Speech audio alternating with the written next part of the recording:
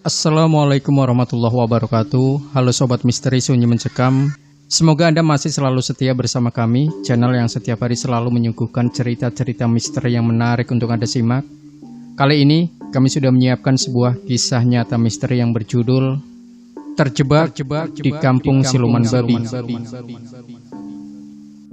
Kejadian yang akan saya ceritakan ini terjadi tahun 2002. Bulan dan tanggalnya saya sudah tak ingat lagi. Tapi yang jelas, kejadian tersebut beberapa hari setelah Hari Raya Idul Adha. Rahmat, tapi kami sering memanggilnya Kampret, asal Karanganyar, Jawa Tengah. Perkenalan saya dengan Kampret ini bermula dari suatu proyek di Malinau, Kalimantan Utara. Ketika ada pemekaran wilayah ketika itu, di Malinau ini ada dua teman yang terbilang dekat. Selain Kampret ada satu lagi, Surono, asal Tegal Dowo Gunem, Rembang. Karena sistem pekerjaan berdasar kontrak, saya dan Surono datang terlebih dahulu. Sementara Kampret datang selang 2 atau 3 mingguan setelahnya. Hampir setengah tahun suka duka kami lewati bersama. Kebetulan kami bertiga tinggalnya satu mes. Sebagaimana para perantau pada umumnya, rasa senasib sepenanggungan membuat kami sudah selayaknya saudara. Karena kontrak kami, saya dan Surono telah habis, maka kami berkesempatan tilik kampung. Meski sebenarnya ada tawaran untuk kembali terbuka lebar, namun kami sepakat untuk tidak balik lagi. Selang 2 atau 3 minggu kemudian, Kampret pun menyusul pulang karena selesai juga kontraknya. Karena sudah janji sebelumnya, ketika pulang Kampret mampir dulu di rumah saya, Tuban. Setelah sehari di rumah saya, kemudian saya diajak ke rumahnya di Klaseman, Karanganyar. Sedianya setelah 2 atau 3 hari di rumahnya, kami berencana ke rumah Surono di Gunem, Rembang. Dengan berboncengan motor, saya dan Kampret dari Solo menyusuri jalanan lengang, bertepikan hutan menuju Tegal Dowo. Saya dan Kampret sama sekali tak paham daerah itu, sama-sama baru sekali. Mungkin kalau dari Tuban, saya agak paham. Jangan tanya ada Google Map, belum usum ketika itu Kisanak. Kalaupun toh kami pakai HP, hasil dari kami merantau itu pun Nokia 3315 yang getarannya seperti lindu atau gempa itu. Memasuki hutan itu terasa tintrim buatku dan nampak temaram karena tingginya pohon-pohon jati 5 pelukan orang dewasa. Ditambah jalan aspal asal jadi selebar badan truk, berkelok-kelok menghindari bukit-bukit padas mengular khas hutan jati.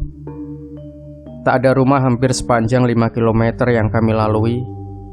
Saya teringat waktu masih kecil diajak bapak ke Randu Blatung via Blora, 20 km hutan jati perawan.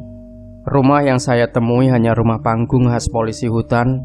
Yang lain sama sekali tidak ada. Keadaan yang saya lewati hampir sama persis. Untunglah saya dan Kampret sudah sempat mampir makan bakso di pertigaan stasiun Jepon. Jadi kami tidak terlalu kelaparan, walau perut sudah keluarkan status siaga merah. "Lul, kok nggak sampai-sampai ya?" keluh Kampret padaku. Merasakan penat di pantat sejak pagi dari Solo menuju lokasi.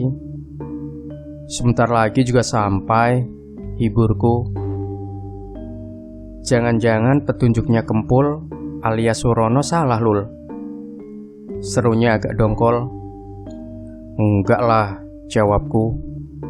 "Lah ini bener toh arah ke sini," tambahku memberi penegasan. Kampret nampak tidak puas dengan jawabku, tapi dia tidak membantah. Suasana terasa hening dan tintrim. "Lul, kamu ngerasa nggak? Keadaan terasa makin mistis sejak kita masuk belok dari pertigaan pos polisi hutan tadi," ujarnya memecah kesunyian.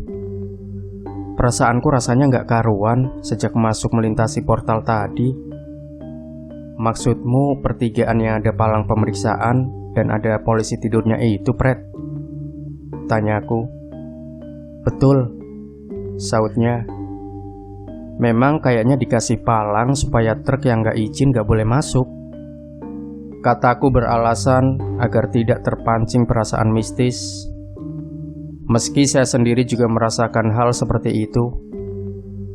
Coba Lul, kamu nalar saja. Masa 10 km gak ada rumah sama sekali? Hutan terus. Pohon jatinya besar-besar gak lazim ada di Jawa. Kok kayak di Malino baik? Setauku paling 1-2 yang besar-besar. Tapi ini banyak yang besar-besar.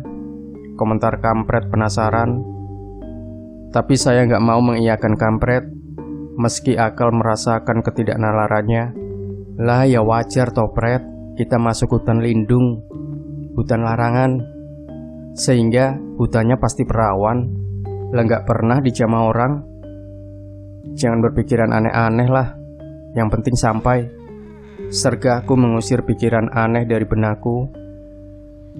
Kata hutan larangan malah menggelitik pikiranku. Jangan-jangan hutan larangan itu maksudnya orang tidak boleh ke situ, karena tempat itu sudah dihuni sebangsa jin dan makhluk halus untuk tetap hidup damai. Seiring dengan perluasan lahan huni dan lahan usaha manusia seperti pertanian dan lain-lain. Mengingat itu, saya malah jadi bergidik. Enggak lah, pergi-pergi. Batinku mengusir ketakutanku. Lul, kayaknya kita sudah masuk area perkampungan. Lah, itu lihat. Udah ada ladang dan sawah. Serunya menunjukkan ke kejauhan. Memang terasa kami sudah keluar hutan. Pohon-pohon tidak lagi banyak.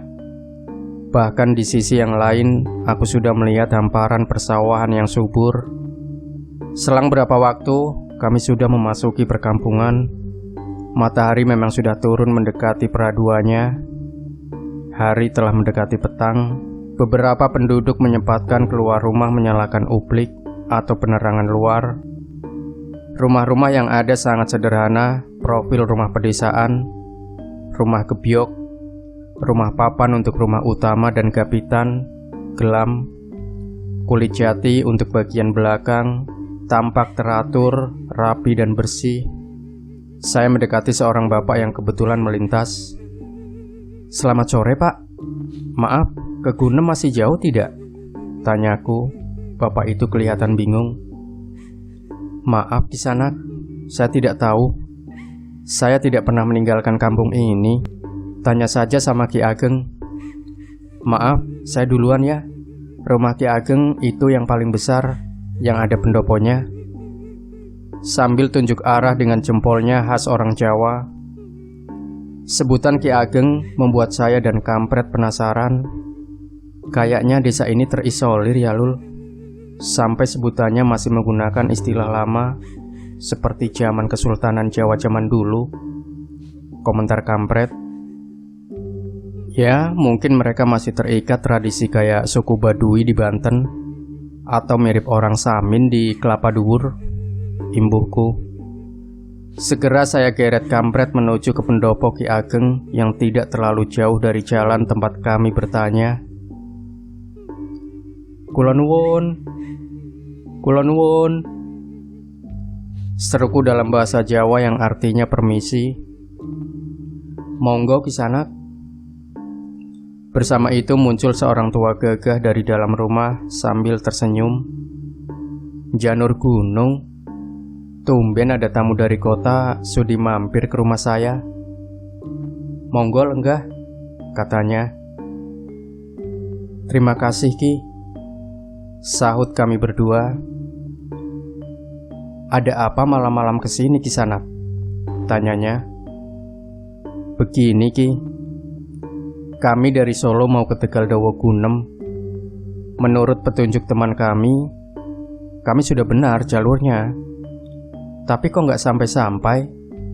Mungkin Ki Ageng bisa menunjukkan jalan kepada kami. Jawabku menjelaskan sekaligus bertanya. Sahut Ki Ageng. Kisanak, sebetulnya Tegal Dawa sudah dekat, tapi ini sudah malam. Kisanak berdua masih harus melewati satu bagian hutan lagi. Saya khawatir Kisanak tersesat. terus malah tidak bisa sampai ke tujuan. Tapi Ki, kami malam ini harus sampai. Sudah kadung janji dengan teman kami, kataku. Iya Ki, kami harus sampai malam ini, imbuh kampret. Wah, saya nggak yakin kalau malam ini bisa sampai kalau diteruskan. Hutan ini masih perawan, yang lewat saja harus izin perhutani. Kisanak lihat toh, pohon-pohonnya besar. Saya yang sudah tinggal lama di sini menyarankan Kisanak untuk tinggal menginap di sini. Terlalu berbahaya. Masih banyak juga binatang liar yang berkeliaran di malam hari. Menginap saja di sini Kisanak. Di sini terbuka untuk Kisanak berdua, kata Ki Ageng mendesak kami berdua untuk tinggal menginap di situ. Dalam keadaan bimbang, kami berdua berembuk, tinggal atau tidak. Akhirnya kami mengambil kesepakatan untuk tinggal. Saya lebih senang lanjut saja, tapi kampret sudah kecapean selama perjalanan. Ia beralasan, tahu besok akan sampai juga ke Tegal Dowo. Pagi-pagi kalau perlu sudah harus berangkat. Bagaimana Kisanak? Jadi menginap? Tanya Ki Ageng. Maaf Ki, akhirnya kami terpaksa merepotkan barang semalam. Kalau boleh, malam ini kami menginap, jawab kampret. Baik, kalau begitu kita makan dulu ya Kisanak. Belum makan malam toh? Ajak Ki Ageng sambil tersenyum, jawabku malu-malu. Belum Ki. Makan sederhana ya Kisanak. Kita makan singkong rebus ya. Maklum petani, punyanya ya cuma hasil bumi, jawab Ki Ageng ringan. Nggak apa-apa Ki, kami malah senang sederhana dari ladang sendiri, tidak perlu beli. Aku menimpali. Sebentar ya Kisanak. Nyi, tolong sediakan singkong rebus yang tadi kita rebus.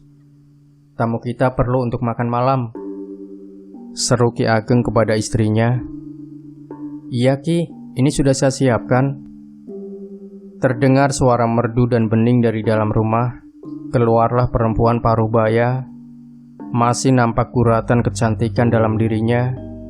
Dari warna kulitnya kuning langsat itu, saya hampir yakin Nyi Ageng dari kalangan ningrat. Nyi Ageng tersenyum melihat kami. Ini hasil kebun samping itu Kisanak. Semua alami, tidak pakai pupuk-pupuk buatan pabrik kok. Silahkan dinikmati Kisanak, mumpung masih hangat. Ki Ageng menawarkan singkong rebus. Nyaman ya Ki, suasana di sini aman, tentram, damai. Yang ada hanya suara jangkrik, ujarku sambil merasakan hangatnya singkong rebus dan secangkir kopi hangat. Ya, begitulah Kisanak kalau tinggal di desa ini, sejuk karena bulan purnama, cerah, tenang, dan angin semilir menyejukkan, jawab Ki Ageng. Tapi kok nggak ada ya Ki yang keluar rumah, jagongan, atau sekedar ngobrol? Juga nggak ada suara radio atau TV? Tanyaku menyelidik. Memang saya rasakan dari tadi kok rasanya sepi-sepi saja. Tidak seperti layaknya dukuh modern, anak berlari-larian atau sekedar jalan. Bahkan nonton TV tidak ada.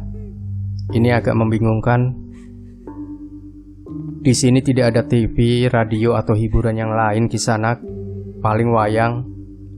Itu pun yang nanggap orang lain. Kalau hari biasa ya begini ini. Sunyi, sepi, mamring. Ki Ageng menanggapi pertanyaanku. Dari tadi saya juga nggak lihat ada listrik ya Ki. Setauku hampir 80% jiwa sudah ada aliran listrik.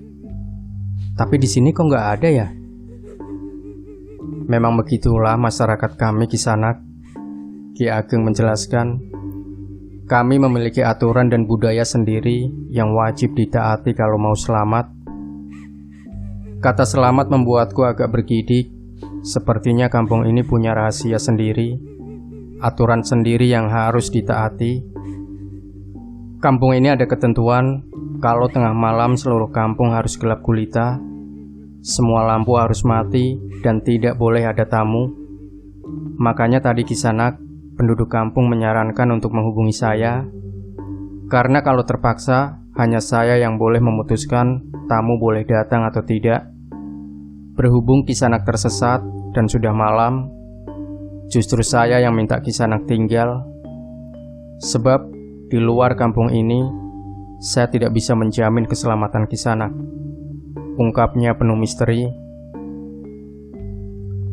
Karena Kisanak bukan penduduk asli dari sini, Kisanak saya beri tempat khusus.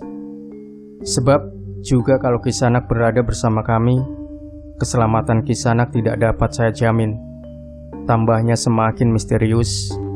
Saya dan kampret makin bertambah takut. Batinku, tadi kalau nggak mampir lebih baik.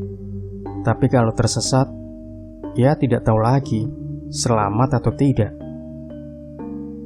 Oleh karena itu, Kisanak nanti tinggal di atas sana. Ki Ageng menunjuk ke atas. Saya dan kampret kaget setengah mati, karena kami akan tinggal di puncak Joglo Pendopo, atau orang Jawa sering menyebut Penuwun. Jangan khawatir ya, nanti Kisanak saya sediakan tangga.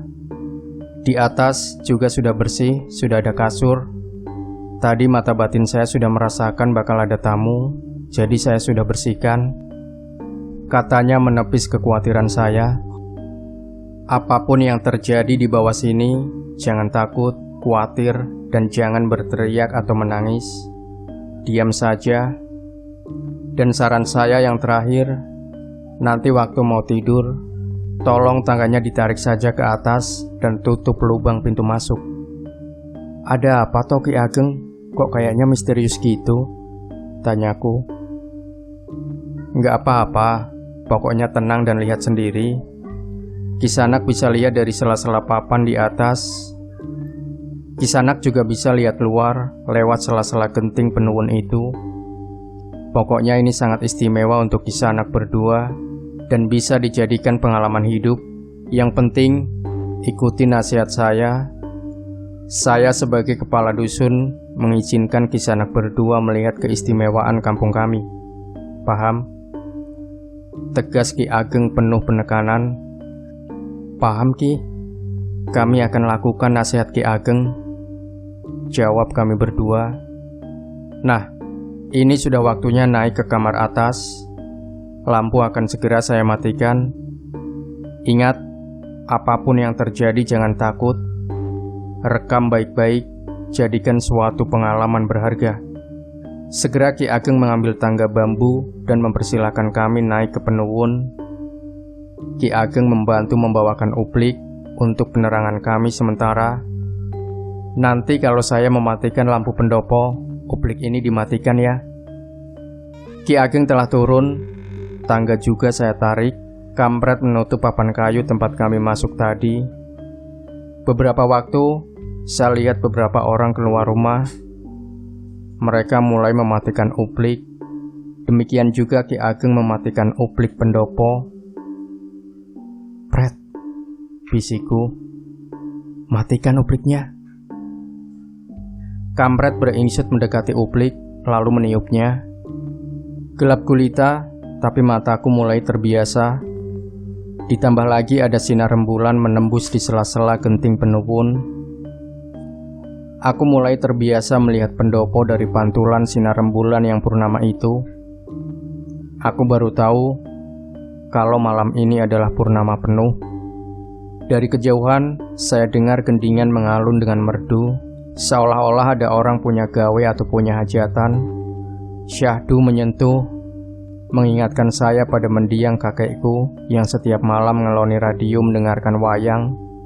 Rasanya bulu kuduk meremang, berdiri merinding. Sepertinya jiwaku merasakan sebuah fenomena lain yang tidak lazim. Ada hawa mistis yang merebak di hatiku, seiring dengan angin malam yang menusuk kulitku. Khas hawa hutan jati yang masih perawan, beriring bau bunga jati yang mulai berjatuhan diterpa angin malam, sangat khas dan tak terlupakan. Demikian juga dengan perasaan kampret. Dia lebih lagi bercampur aduk antara takut, khawatir, merinding dan tertekan. Ia merasakan bahwa dirinya serasa di alam lain yang penuh misteri. Tapi semua itu dengan tekan, dengan kesah dan tarikan nafas yang berkali-kali dia lakukan. Setiap kali ia menarik nafas, terasa bergemuruh di telingaku, seakan turut merasakan gejolak batinnya. Dalam kilasan bulan purnama yang kian sempurna terangnya, menunjukkan bahwa waktu hampir tengah malam. Saya lihat Ki Ageng keluar rumah bersama Nyi Ageng. Meski agak remang temaram, saya melihat jelas dalam sorotan cahaya rembulan. Saya lihat juga para penduduk kampung mulai keluar rumah bersama istri dan anak-anak mereka. Mereka berkumpul di tanah lapang yang tak jauh dari pendopo. Gending Jawa berkumandang makin jelas, meski tak jelas dari mana asalnya. Sanubariku terasa teriris, seiring dengan alunan rebab yang mengalun kian meninggi. Terdengar lolongan anjing ajak atau anjing liar bersahut-sahutan, menambah alunan mistik, terasa mendera siapapun yang mungkin mendengarnya. Saya kira kampret merasakan hal yang sama seperti yang saya rasakan. Memang sedari naik ke Penuwun, ia terdiam 1000 bahasa. Tiba-tiba, entah dari mana datangnya, kabut tipis mulai melingkupi lapangan tempat Ki Ageng dan penduduk berkumpul. Atas pimpinan Ki Ageng, semua orang duduk bersimpuh menundukkan kepala. Dengan pelan tapi pasti, terjadi perubahan pada gerak tubuh mereka, termasuk Ki Ageng. Saya tidak dapat melihat jadi apa mereka dalam perubahan itu. Terasa semua sarafku menegang karena takut sekaligus takjub. Kampret yang ikut memperhatikan mulai pelan-pelan menempel di sebelah saya. Terasa tubuhnya penuh keringat dingin. Meski saya takut perubahan itu, tetapi proses itu tetap saya perhatikan dengan seksama. Kabut tipis itu mulai bergerak dari saf ke saf, dari depan ke belakang, meliuk dan melingkupi semua orang. Mata hatiku seakan dibukakan atas semua fenomena itu. Ya Allah, mereka semua jadi celeng, seruku dalam hati. Mereka berubah wujud menjadi babi hutan. Yang terdepan tentu Ki Ageng berubah menjadi celeng yang hampir sebesar sapi. Penduduk desa berubah masih pada ukuran celeng pada umumnya. Ratusan celeng itu mulai berkeliaran di sekitar kampung. Kemudian mereka bergerak dalam beberapa kelompok menuju ke lain-lain tempat. Mungkin mereka mencari makan atau apalah di dalam hutan. Saya menggigil gemetar melihat keanehan itu. "Pret," bisiku. "Kamu lihat tadi kan?" tanya aku dengan gemetar. Kuseka peluhku yang mulai sebesar butiran jagung. "Iya," sahut kampret. "Aku mau pingsan rasanya, Lul." "Tahan aja, Pret, jangan pingsan dulu. Ini sudah tengah malam. Paling jam 4 pagi sudah normal kok," hiburku. Tiba-tiba satu rombongan celeng mendekat ke pendopo. "Grok, grok, grok," bersahut-sahutan seolah memberi komando. Saya mulai resah, suara itu kelihatan amarah. Kepala yang bersiung itu mendengus ke sana kemari. Mungkin mereka membawi manusia yang mengancam jiwa mereka. Nampaknya ada beberapa celeng yang tahu kami di Penuwun. Mereka mulai menabrak berulang-ulang, hendak merobohkan 4 pilar joglo tempat kami bersembunyi. Joglo terasa bergetar hebat. Kami mulai panik, tapi kami mencoba untuk terus berdiam diri. "Lul, kalau kita mati di sini, bagaimana ya? Matilah aku," seru kampret menahan tangis. "Pasrah aja, Pret. Baca ayat apa saja yang kamu ingat. Mohon pertolongan Gusti Allah." Nasihatku dengan suara bergetar juga menahan takut. Saya sebetulnya juga plas-plas. Rasanya menyesakkan dada seiring pendopo yang terus bergoyang kian hebat. Dalam keadaan kritis itu, muncullah Ki Ageng yang sudah menjelma menjadi celeng raksasa. Ia menabrak semua celeng yang brutal tadi. Tak tertandingi kiprah Ki Ageng, semua kocar-kacir dibuatnya. Dan tak ada satupun yang berani mendekat, apalagi melawan. Mereka tunduk kepada Ki Ageng. Mereka segera berlalu dengan suara parau dan tertunduk pilu.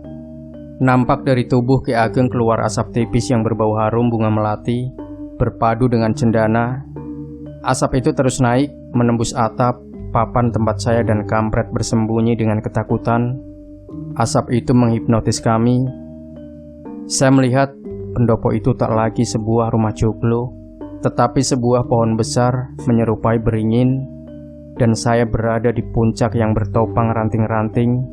Saya mulai takut dan berteriak sekencangnya juga. Kampret berteriak ketakutan. Dalam ketakutan itu, saya limbung tak sadar diri. Saya sudah tak tahu lagi nasib kampret. Yang ada cuma gelap, gelap dan gelap, dan makin bertambah pekat. Saya merasa dikejar-kejar celeng besar. Saya berlari, terus berlari. Sampailah di tepi jurang, lalu saya berteriak sekuat-kuatnya. Tolong, tolong, tolong. Celeng itu tak peduli. Saya diterjangnya sampai masuk ke jurang. Saya menggapai semua yang ada di sekitarku. Dan akhirnya kubrak, grudak. Mas. Seseorang menggoyang-goyang tubuhku. Hidungku membaui minyak kayu putih. Saya agak pening. Mas, sadar. Saya membuka mataku mencoba menguasai keadaan. Selain minyak wangi, saya mencium aroma menyan madu. Saya lihat di sudut ruang ada kepulan asap api arang yang membumbung meninggi. Saya mencoba duduk. Seorang lelaki yang sudah ubanan, yang tak taksir berusia 70 tahunan, dengan ikat wulung di kepalanya mendekatiku. Nah, minum dulu air putih ini agar cepat pulih kesadarannya. Mbah jamin 30 menit lagi pasti segar lagi. 30 menit kemudian, benar juga, saya sudah segar. Saya lihat ada beberapa polisi hutan yang mendampingiku. Sudah segar, Mas? Tanyanya sopan. Ya, begitulah, Pak. Sudah. Tapi perasaan saya masih kacau. Maaf ya, Pak. Teman saya ada di mana? Tanya aku khawatir. Gak apa-apa, Mas. Dia seperti Mas juga. Dia agak shock rupanya. Tapi 30 menit lagi pasti pulih. Apalagi Mbah Narto sudah turun tangan, kata Polhut itu. Saya baru tahu rupanya lelaki tua tadi bernama Mbah Narto. Dari perkataan polisi tadi, berkesan kalau Mbah Narto seorang paranormal. Sini sudah hafal, Mas. Kalau ada begituan, Mbah Narto itu pakarnya. Polisi itu menambahkan. Begituan apa toh, Pak, maksudnya? Tanya aku mengejar Pak Polisi. Nanti saja, Mas. Biar dijelaskan sama Mbah Narto saja. Beliau yang lebih tahu tugasnya. Setelah makan pagi dan minum teh yang disediakan oleh polisi hutan, yang tentu menu seadanya, maklum, kami ternyata sudah berada di rumah jaga polisi hutan.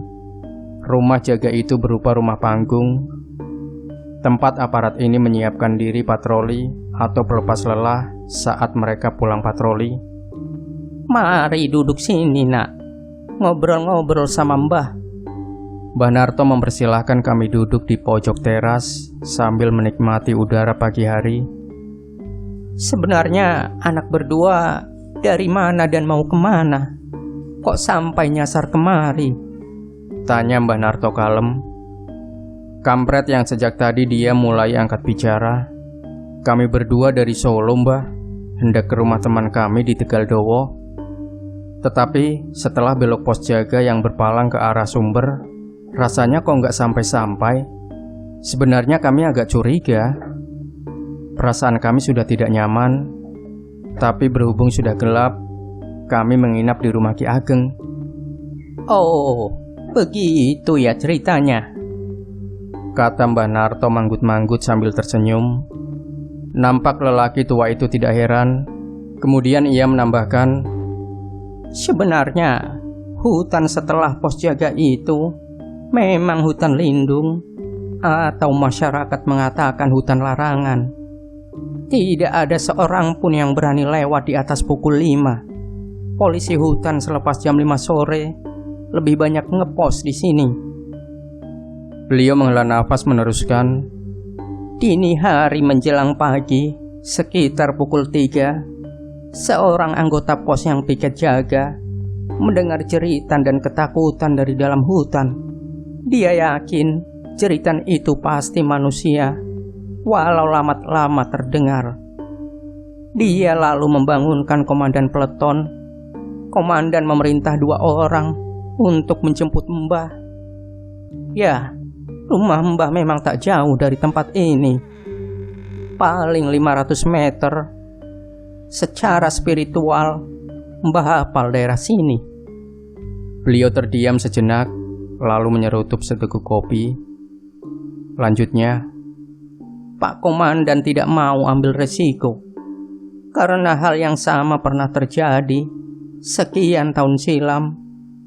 Semua personil bersiaga dan merambah hutan menerobos jalur. Kami tahu kemana harus mencari, jadi tak butuh waktu lama. Cuma yang ditakutkan adalah gerombolan celeng yang berjumlah cukup banyak. Tapi Mbah tahu kalau lokasi itu adalah kerajaan siluman celeng," kata Mbah Narto bergetar. "Lewat kontak batin, Mbah minta Ki Ageng, penguasa kerajaan siluman, supaya bisa mengendalikan anak-anaknya. Ki Ageng juga minta jaminan tak boleh satupun anak buahnya ada yang terluka, karena mereka hanya mendengar perintah Ki Ageng. Celeng itu tetap celeng. Ketika menjadi celeng, nalurinya juga celeng. Oleh karena itu, hanya kontak dengan Ki Ageng, maka celeng-celeng itu bisa dikendalikan. Celeng-celeng itu sesungguhnya makhluk halus yang pada waktu tertentu menjadi celeng untuk bisa menembus dunia manusia. Hanya Ki Ageng yang 100% nalarnya manusia, meski tubuhnya celeng pada waktu tertentu, atau kalau ia mau menemui manusia. Kami menemukan kalian tersangkut di pohon beringin. Kalian berteriak mengigau, meronta-ronta ketakutan, terus pingsan. Untunglah polhut kita ini membawa berbagai kelengkapan selain senjata untuk berjaga-jaga. Kami berhasil membawa kalian. Tapi maaf nak, motornya baru nanti siang kita upayakan untuk dibawa ke sini. Mbah minta kalian ikut ya. Jangan takut, Mbah nanti akan ikut menyertai," ujar Mbah Narto. Siang itu, tampak serombongan kecil bergerak menyusuri jalan setapak menembus hutan. Saya dan Kampret sebetulnya was-was, tapi sebagaimana janji Mbah Narto, saya yakin kalau lelaki tua ini mampu mengatasi segala kemungkinan yang bakal terjadi. Kami tiba di suatu tempat agak lapang, di tengah rimbunan pepohonan. Ada satu pohon yang menakjubkan di lapangan kecil, seluas 2 kali lapangan voli. Menurut taksiranku, sebesar 8 pelukan orang dewasa. Dan di pojok lapangan itu, terparkir manis sepeda motor GL Max sayangan Kampret. Kampret geleng-geleng kepala. "Bagaimana aku bisa naik motor sampai ke sini? Jalan rata saja tidak ada," katanya heran sekaligus bingung. Ia segera bergerak mendekati motor, tetapi segera dicegah oleh Mbah Narto. "Tunggu dulu nak," seru Mbah Narto tegas melarang. "Kita mohon izin dulu dengan Ki Ageng. Percaya tidak percaya, daerah ini adalah kekuasaannya. Mbah mohon bapak-bapak tunggu di sini dulu," katanya pada polisi hutan. "Mbah dengan anak berdua akan mohon izin dulu." Mbah Narto memberi kode kepada kami berdua untuk mengikutinya. Pada jarak 5 meter dari pohon besar, kami segera berhenti, langsung duduk bersila. Mbah Narto menyilangkan tangannya di dada sedekap sambil komat kamit. Tiba-tiba entah dari mana, tampak bayang-bayang Ki Ageng berdiri di bawah pohon itu. "Anakku berdua, aku mengizinkan kalian mengambil motor itu. Tapi ingat, jangan merusak apapun di daerah kekuasaanku. Kata Ki Ageng berbisik di telingaku, seiring dengan terpaan angin sepoi-sepoi. Ingatlah bahwa pengalaman itu sangat berarti dan mengandung pengertian. Meski kamu dan aku berbeda alam, tapi masing-masing perlu tempat untuk hidup. Katakan kepada semua orang bahwa aku dan kaumku tidak mau diusik. Kamu berdua menjadi dutaku untuk menjaganya, agar kaumku dan manusia dapat hidup dengan nyaman dan damai di tempat masing-masing. Camkan itu. Perlahan bayangan itu hilang lenyap, seiring dengan menghilangnya kabut tipis di bawah pohon itu. Kami terpaksa memikul bergantian membawa motor ke pos polisi hutan. Meski lelah, tapi pelajaran yang didapat amatlah besar. Saya berjanji secara pribadi, berkomitmen untuk ikut terlibat dalam melestarikan hutan, bukan semata-mata karena pengalaman mistik itu, tetapi juga karena kesadaran pentingnya hutan sebagai paru-paru lingkungan hidup. Masih terdengar di telingaku, camkan, camkan, camkan. Seiring langkah kami meninggalkan tempat itu, saya berdoa mohon petunjuk yang kuasa. Kiranya pengalaman itu berarti bagiku untuk membangun hidup di kemudian hari. Bagaimanapun, semua makhluk mempunyai tempat untuk hidup dengan damai. Semoga. Demikian Sobat Misteri Sunyi Mencekam, tinggalkan komentar Anda, like, share video ini, subscribe channel Sunyi Mencekam, dan nantikan kembali cerita-cerita misteri terbaru dari kami setiap harinya. Sampai jumpa, wassalamualaikum warahmatullahi wabarakatuh.